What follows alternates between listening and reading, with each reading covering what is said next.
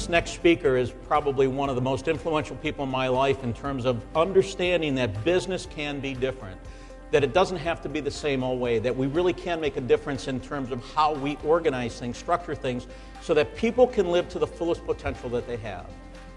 And it's a pleasure to be working with him. Would you please help me welcome President of Carden Group, Chad Carden. Bring him up, please.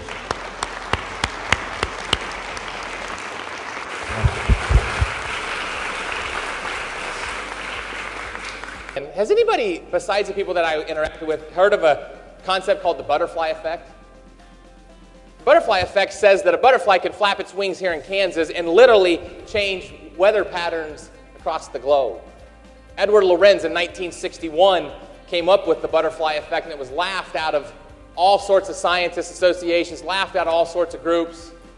But they started studying this, and they started studying it more, and they realized that it proved itself out every time.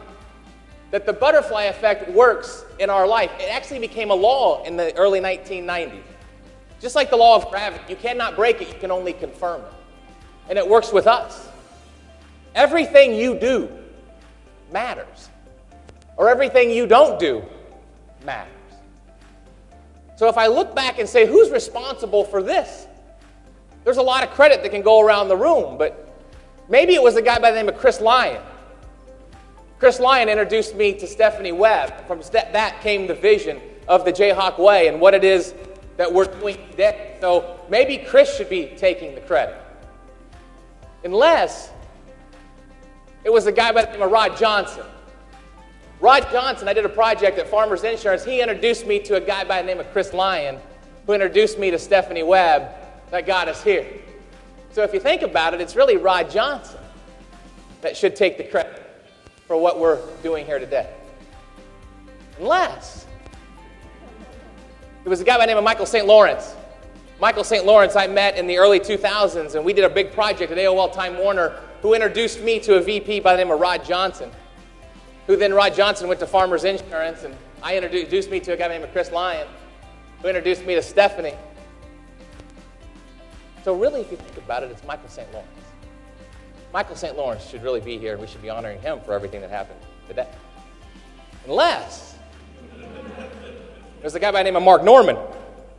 Mark Norman in 2000 introduced me to a guy out in LA by the name of Michael St. Lawrence, who introduced me to Rod Johnson, who introduced me to Chris Lyon, who introduced me to Stephanie, who came full circle, worked on the project. So if you really think about it, it's Mark Norman who should take the credit. Unless it was my father who, when he got out of this business and he sold and moved on, he told me that I need to go work for the Dale Carnegie organization. So I went to work for the Dale Carnegie organization, who Mark Norman owned the franchise. And then Mark Norman introduced me to Michael St. Lawrence, which introduced me to Rod Johnson, which introduced me to Chris Lyon, which introduced me to Stephanie Webb. So really, my father should take the credit for it.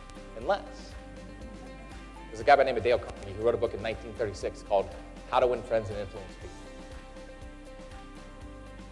My dad gave me that book when I was 14 years old. So really, in 1936, Dale Carnegie was flapping his butterfly wings, if you think about it. How far back can we go? More importantly, how far forward can we go? Everything you do or don't do matters. And so what are we going to do, as Vince mentioned, as everybody's mentioned up here, moving forward? That's going to take ourselves, our departments, this organization, society. It's actually law. Again, you cannot break it. You can only confirm it, like the law of gravity. If I were to get up on the Murphy building and jump off, would I break the law of gravity? No. I would confirm it. Same thing. It's called sensitive dependency upon initial conditions. That's the butterfly effect. If you look it up. Edward Lorenz, 1961. So what we do every single day matters. So I said this in the success campaign. I don't hope that you take this and run with it. I don't hope that you take these skills and you use these tools and you do the memory stack. And I don't hope for any of that. I expect it. As a matter of fact, you can expect the same from me, because everything you do will impact me, my son, who's going to grow up in society, my beautiful wife, my team, yourselves, the clients that we have. So maybe we should all make sure that we're setting the right expectation with ourselves and others around us to continue to grow this thing and move this thing forward. Second point I want to talk to you about is success versus significance. I don't think this project was a success alone. I think there was a lot of significance behind it. I've been on a mission for the past 8 to 12 months to study success versus significance and what it really means. Success is very impactful to me. It's very selfish, as a matter of fact. And I've worked my whole life to be successful, what I thought was successful. I wanted to have a successful business, and I wanted to be successful financially, and I wanted to have successful things, and I wanted people to look at me. And then when I was waving from the mountaintops, I realized that there was an empty feeling. I've done all that, and I've had success in my life, but it still wasn't impactful because I didn't have significance. Significance is now, what can I do that impacts others? So that's my life mission, is to be significant. You can be successful in life. And there's nothing wrong with being successful without having significance. I'm a living example of it. But you cannot have significance without being successful. So I've studied it, I've looked at it, and John Maxwell, who's a guru in leadership, helped me define it. 4 things to be significant. Number 1, I want to do things that make a difference. That's the first level. Number 2, I want to surround myself with people that want to make a difference. Because not everybody wants to make a difference.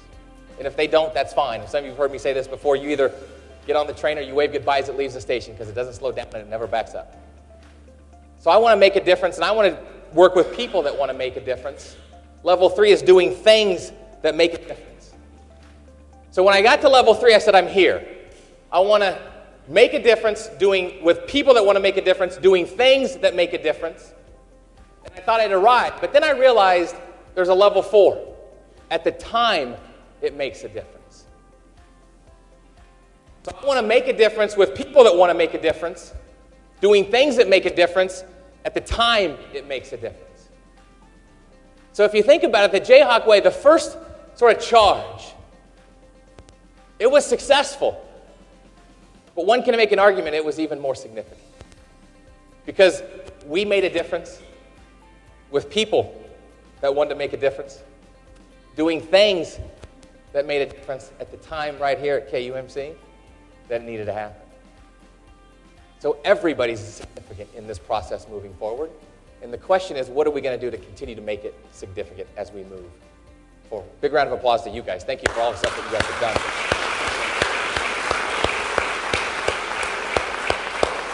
As Adam mentioned, there's a final charge, and I guess the final charge to me is, as I look around here, that opportunity has never been more prevalent for you and what it is you do, and the opportunity to speak, and the opportunity to look at things differently, and the opportunity to say, well, I know we've always done it that way, but what if there's a new way? It reminds me, I was recently on a cruise ship with my wife, Sarah, and we had been out that night at an event. I gave a talk on a cruise ship, and I took my wife, and we'd been out that night at an event at a ceremonial thing. We got back to the room, and I remember I said, I'm hungry. And she said, well, order some cabin service. So I looked at the menu at cabin service, and I think after 12 or 12:30 or whatever the time was, there just wasn't a lot on the menu. So I said, well, there's nothing I want. And I just kept saying this for like 15 minutes. She said, I'm hungry. And then we laid down, and all the lights went off, and I kept saying, I'm hungry. So my wife finally pops up, and my wife, when she's sleeping or trying to sleep, the last thing she wants is anybody to bug her, especially this guy.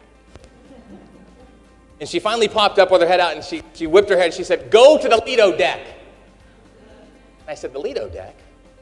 If you've ever been on a cruise ship, you know the Lido deck has food 24/7, right? She said, quit complaining and just get up and go to the Lido deck because there's food up there.